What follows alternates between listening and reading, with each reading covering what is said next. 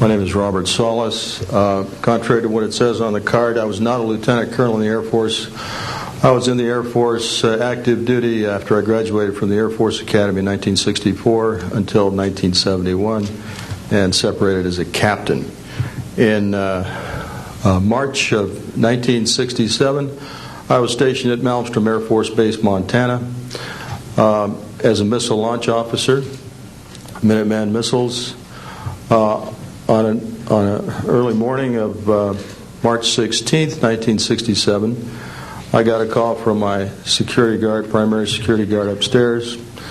We had about 6, as I recall, flight security airmen upstairs. I was downstairs 60 feet underground in a capsule monitoring and controlling 10 nuclear-tipped Minuteman missiles. I got a call that morning that they were seeing strange lights flying in the sky. I disregarded that call, told them to call me when something more significant happened. I got another call subsequent to that call, and this time it was a more intense tone in the guard's voice. It was very clearly very frightened. He said there was a bright, glowing red object hovering outside the front gate. It was oval-shaped. He had all the other guards out there with their weapons drawn. Right after that call, I woke up my commander, who was on a rest period,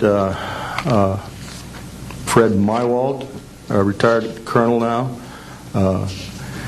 and told him about the phone calls. As I was telling him about the phone calls, my weapons started going down, one after the other. They went into a no-go condition, what we call a no-go condition. They were unlaunchable. We lost somewhere between 6 and 8 weapons that morning within minutes of having received that second phone call of a UFO hovering outside the front gate. Again that morning, after reporting it to the command post, we were informed that a very similar incident happened at Echo Flight. I was at Oscar Flight.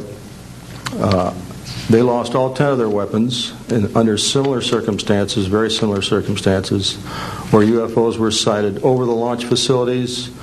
They had maintenance crews and security crews out there that had spent the night, and they were reporting UFOs over those sites. And the commander of that flight was Eric Carlson. He also separated as a captain, and the deputy commander was Walt Fiegel,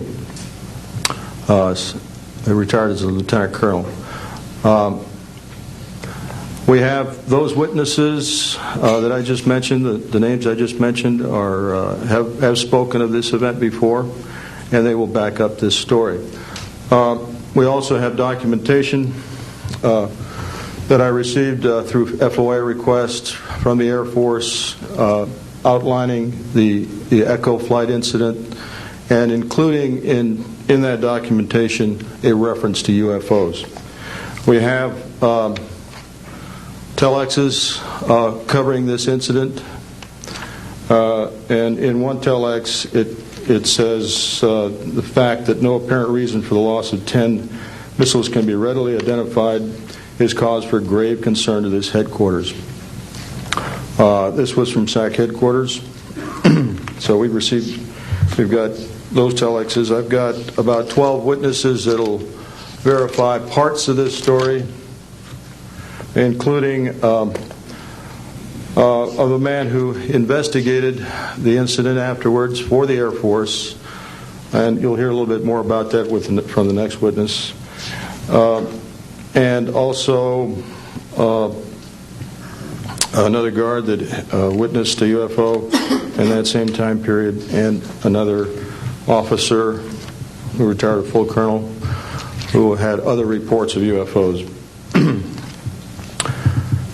Ancillary to that, I've got the complete report on a Minot, North Dakota incident. That was Minot Air Force Base, North Dakota, which happened August of 1966. Very similar UFOs sighted over missile silos, and also a UFO incident that was investigated by the Air Force immediately after our incident within a week. I'm willing to testify to the truth of all these matters that I've spoken about this in front of Congress under oath. Thank you.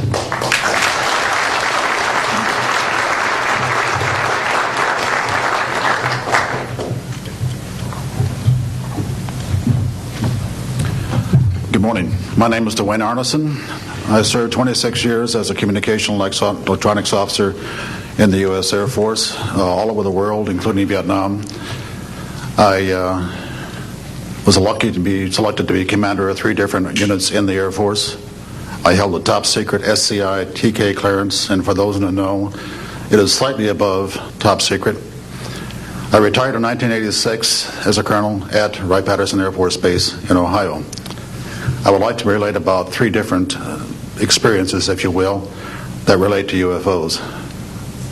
As a young lieutenant over in Germany, at Ramstein Air Base, Germany, back in the early 60s, I was in charge of the cryptographic center. I had a top secret crypto clearance at that time, and I can clearly recall seeing a message that went through my crypto center which said that a UFO had crashed on the island of Spitsbergen, Norway, and the team of scientists were coming to investigate it.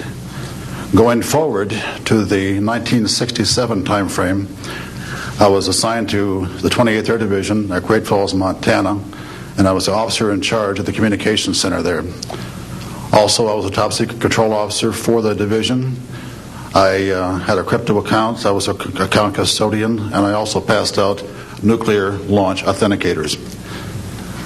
During that time, I can recall seeing a message come through that communications center which said, basically what Bob was just got through talking about, is that a UFO was seen near the missile silos and the missiles were deactivated. Coincidentally, the person that Boeing sent to investigate the particular missile conditions, if you will, what made them shut down, was my first manager at Boeing, Mr. Bob Kaminsky, who has since passed away. And I can recall him on different occasions. He lived close to me in Auburn, Washington. That's where I'm from. And he said, Arnie, he says, those missiles were perfectly clean. That was the result. So the last incident concerned when I was as a commander of the unit in Great Falls, or in Caswell Air Force Station, Maine, I had contacts with the security police at Loring Air Force Base, and they told about UFOs that were seen near the nuclear weapon storage areas on Loring Air Force Base. And I'd be glad to testify to Congress that this is absolutely the truth. Thank you.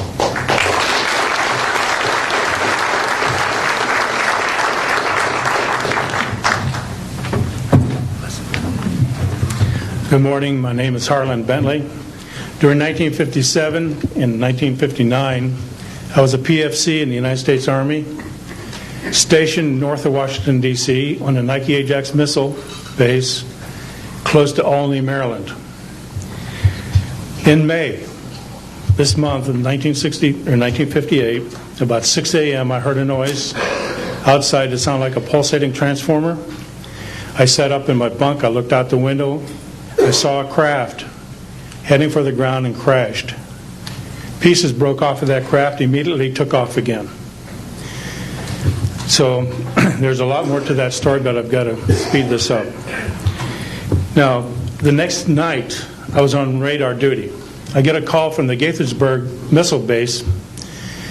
He says, hey, I got 12 to 15 UFOs outside, 50 to 100 feet above me. So I asked him, I said, what does it sound like? He took his head mic off, held it out the van window, and said, here. And the same sound I heard the previous morning, except a lot more of them. So my radar was on standby, so I immediately turned it on and got the blip just outside of the ground clutter.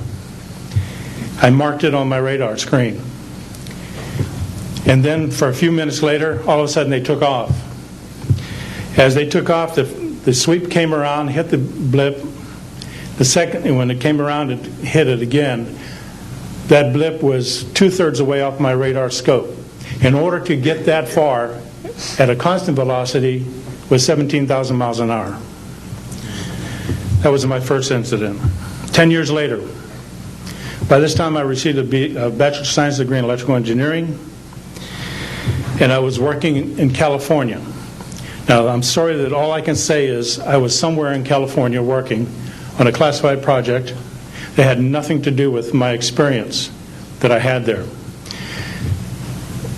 As I was working, and it was like 2 or 3 in the morning, California time, I heard a Houston astronaut communication link, comlink.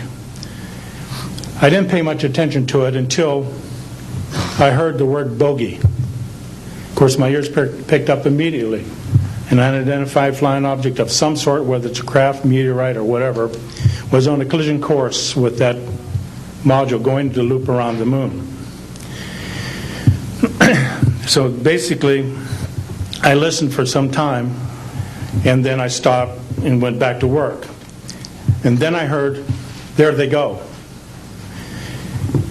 In the astronaut world, some of you may not know this, there's a term called green turtle. And it used to be, I don't know if it is today or not, but it used to be is you're not allowed to use profanity over the net. And the first person that does that, whoever hears it first and says green turtle, that astronaut's got to buy that man and his entire family a dinner at the most expensive place at Cape Canaveral. Well, to end this real quick, one of them said, damn, they went off, the UFOs took off. And he says, damn, that was fast. And somebody yelled, green turtle. And then he said another word, a synonym to crap. And then somebody else yelled, green turtle. And you could see him grit his teeth, because now he had to buy 2 expensive meals. And my particular experience, I will testify before Congress if necessary, and explain exactly what happened. Thank you.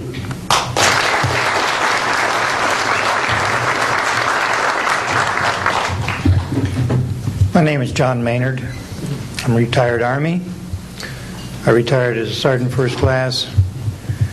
For my entire 21 years of service, I held a top secret clearance. Compartmentalized at times to as high as TK, Omni, Crypto, and others. I had access to very, very sensitive documents. My testimony is basically 2-pronged. One, I retired from DIA in 1980. And when as an administrator you take over an office, you take over everything and you sign for everything. And I signed for well over 2,000 documents. In order to sign and inventory those things, you have to read them. Not word for word, but basically I went through every document to make sure that it was complete. It was there, as they told me, that when I turned my charge over to the next person, those same documents were there.